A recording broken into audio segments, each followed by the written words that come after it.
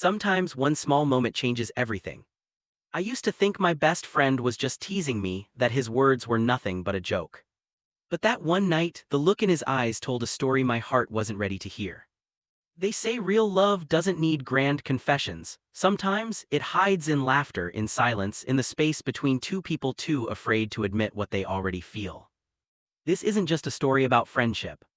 It's about the moment you realize that the person who knows you best might also be the one your heart has been waiting for all along.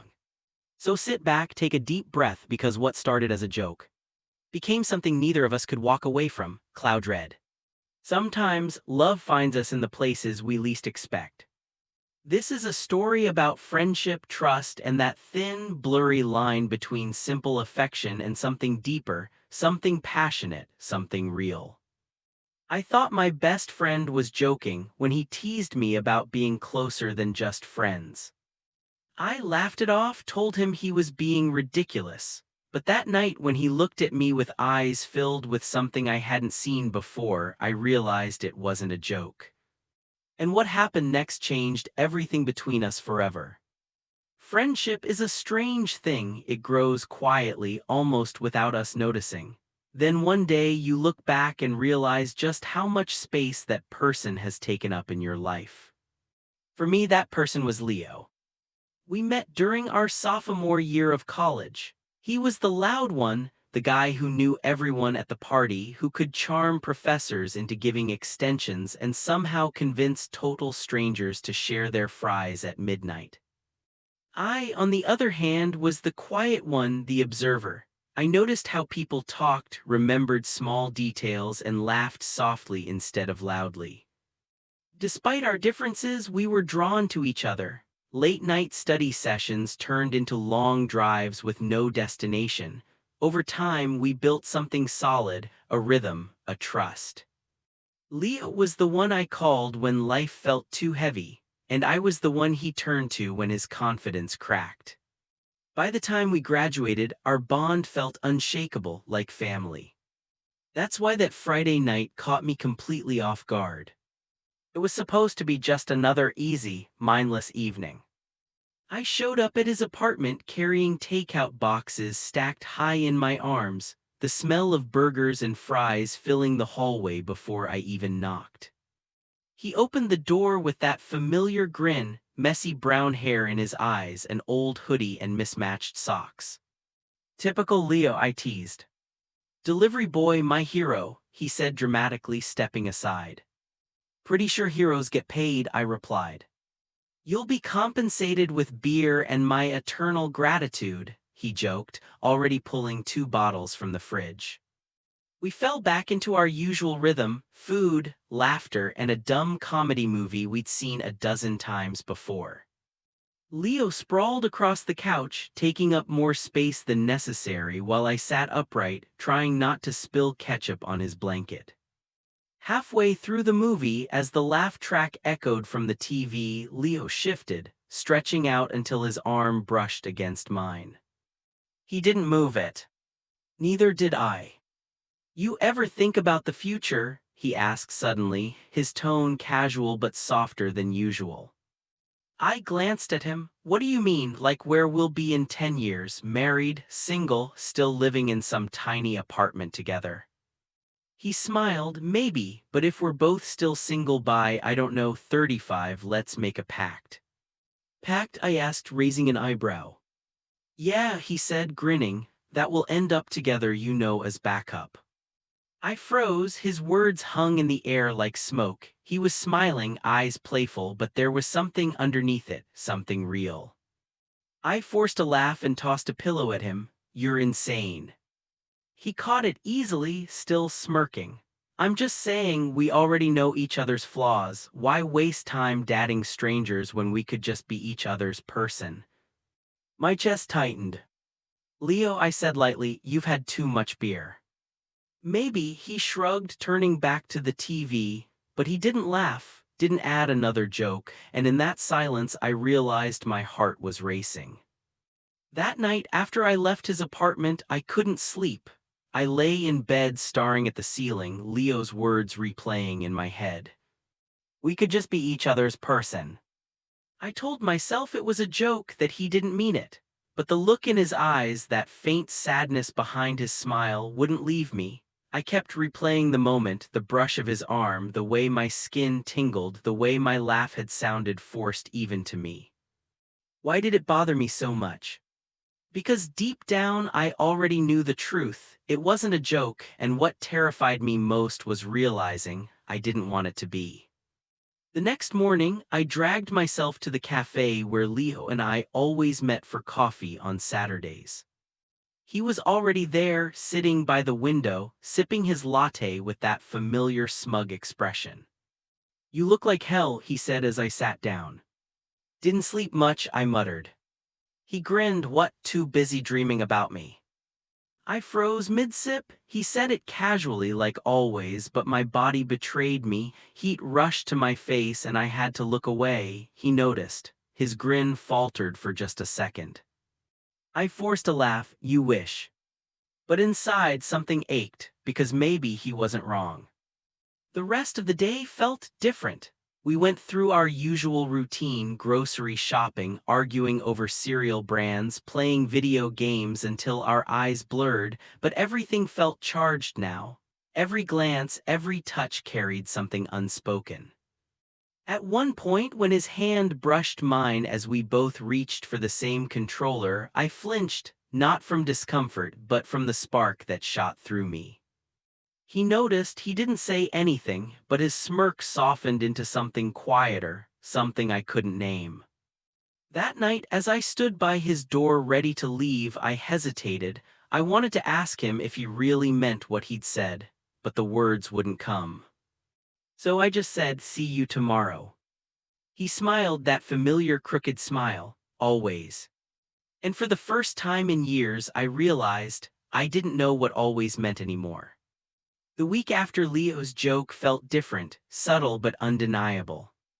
At first, I told myself I was imagining it, that I was overthinking one random moment, but the truth was written in how my body reacted when he was near, how my chest tightened when his arm brushed mine, how my pulse quickened when I caught him looking at me a second too long.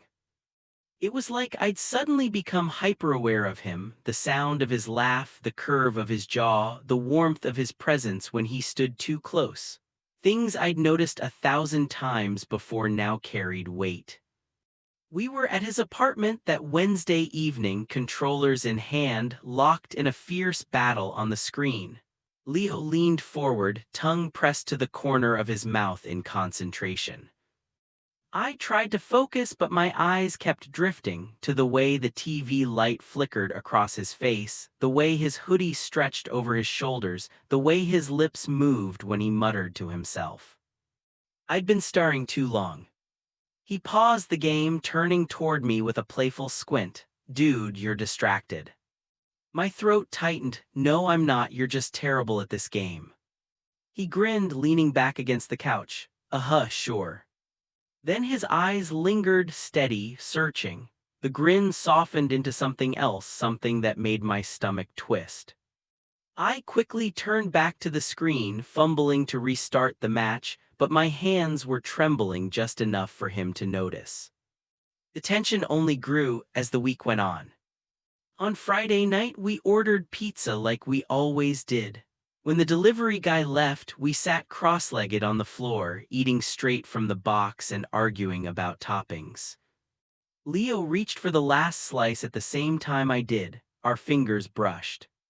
It should have meant nothing, a tiny, meaningless touch, but the spark that shot through me was impossible to ignore. I froze, staring at our hands, too afraid to move. He didn't pull away either. His fingers lingered just a moment before he slowly picked up the slice. When I finally looked up, his eyes were on me, not teasing, not playful, just intense. My chest tightened. I quickly looked away, pretending to focus on my drink. The silence that followed was heavy, charged with something neither of us dared to name. That night, as the movie played in the background, everything between us felt different. Unspoken, fragile, real. The movie played softly in the background as Leo shifted closer on the couch. His knee brushed mine. At first I thought it was an accident, but he didn't move. I could feel the warmth of his body beside me, every nerve in me suddenly alive. And yet I stayed perfectly still. Because if I moved, if I acknowledged it, everything would change. After a long pause, he spoke. His voice was quiet, almost hesitant. "Be honest with me," he said. I turned startled. "About what?" He held my gaze. "Have you ever thought about it, about us?"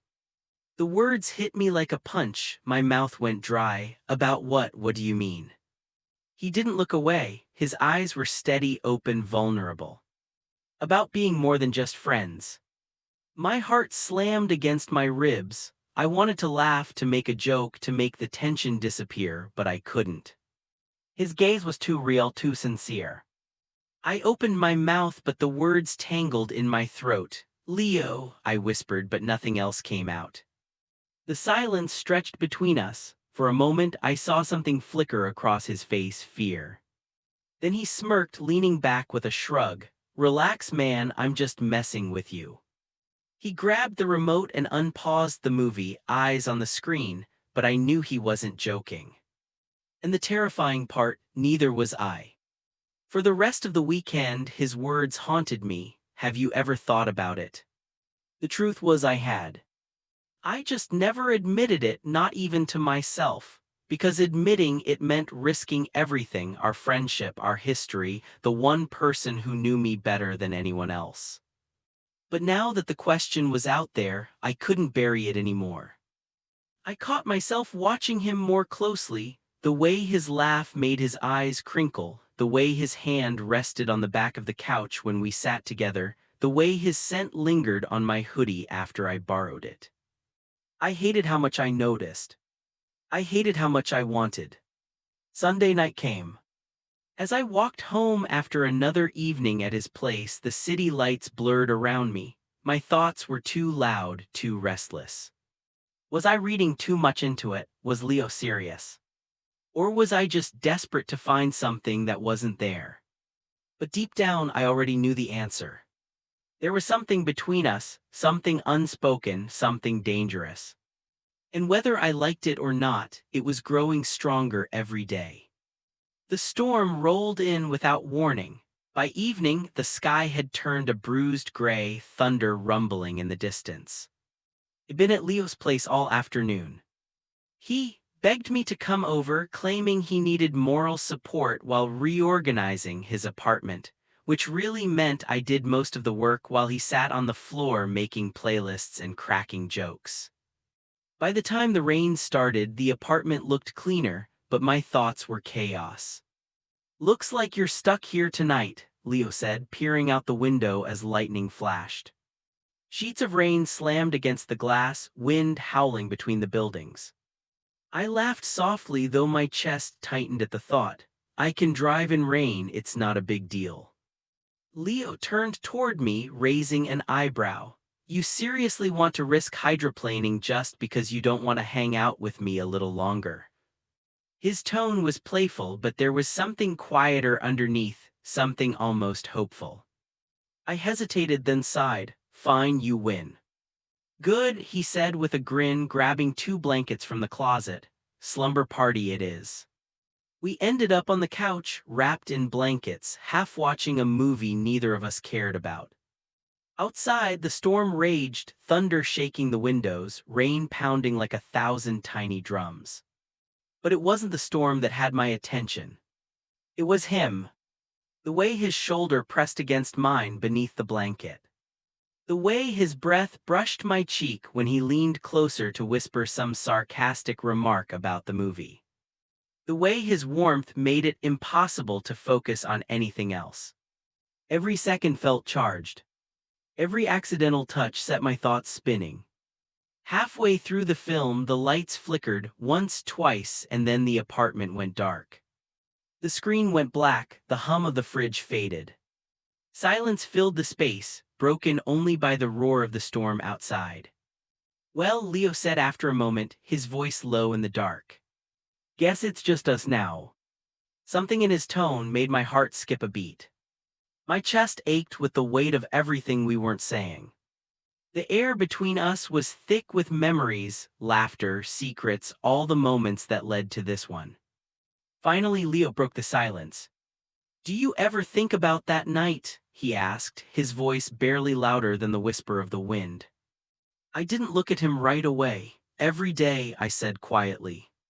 He nodded slowly, eyes fixed on the water. "Me too. I keep replaying it in my head, wondering if it was real or just something that felt real because of the storm." I stopped walking. "It was real, Leo." He turned toward me, uncertainty flickering in his eyes. "You're sure?" I smiled faintly. I've never been more sure of anything. For a moment, neither of us moved. The world around us seemed to fade, the sound of the river, the hum of the city, even the cold. It was just us. Then Leo reached for my hand, tentative at first, like he was afraid I might pull away. But I didn't. I laced my fingers through his, feeling that same electric rush I'd felt that night. He exhaled, the tension in his shoulders melting away. "You have no idea how long I've wanted this," he said softly. "I kept thinking I'd ruin everything if I told you." "You didn't ruin anything," I said. "You just made me realize what I was missing." He laughed quietly, that familiar, nervous laugh I'd always loved, and shook his head. "So what now?"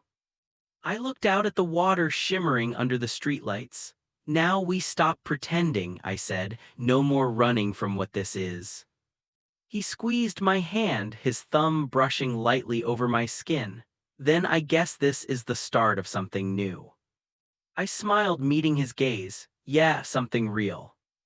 The night stretched before us, quiet, endless, and full of promise. The river kept flowing, the city kept breathing, and somewhere in the middle of it all, two friends finally stopped being afraid of what they'd already become. And when the nights grew quiet, when it was just the two of us and the world outside had gone still, that's when everything felt most real. We didn't need words. The way his fingers traced small circles on my arm, the way his heartbeat steadied under my cheek, it said everything words couldn't. But love, even when it's right, comes with questions. Would the world understand? Would our friends see us the same way? Could we handle what came next? Some nights those fears crept in, whispering doubts. But then Leo would look at me, really look, and all of it would fade away. Because in that gaze there was no confusion, no pretending, only truth. And the truth was this: he loved me, and I loved him. Not in the loud, dramatic way movies show it, but quietly, steadily, like something that had always been there, waiting for us to finally see it. I used to think love was something that happened all at once, a lightning strike, a spark. But now I know it's more like a sunrise, slow, certain, inevitable. And when it finally rises, you wonder how you ever lived without its light. So no, Leo wasn't just my best friend anymore. He was my home. And for the first time, I wasn't afraid to stay. And as we sat there, the city lights flickering like distant stars, I realized something simple but life-changing. Love doesn't always arrive with fireworks or grand confessions. Sometimes it's been sitting beside you all along, laughing at your jokes, sharing your silence, brushing your hand under a cafe table, just waiting for you to finally notice. Leo turned to me then, eyes filled with the same warmth that had once terrified me, and for the first time I didn't look away. Because this wasn't just a story about two friends who crossed a line. It was about finding the courage to stop pretending. To choose something real, even when the world might not understand.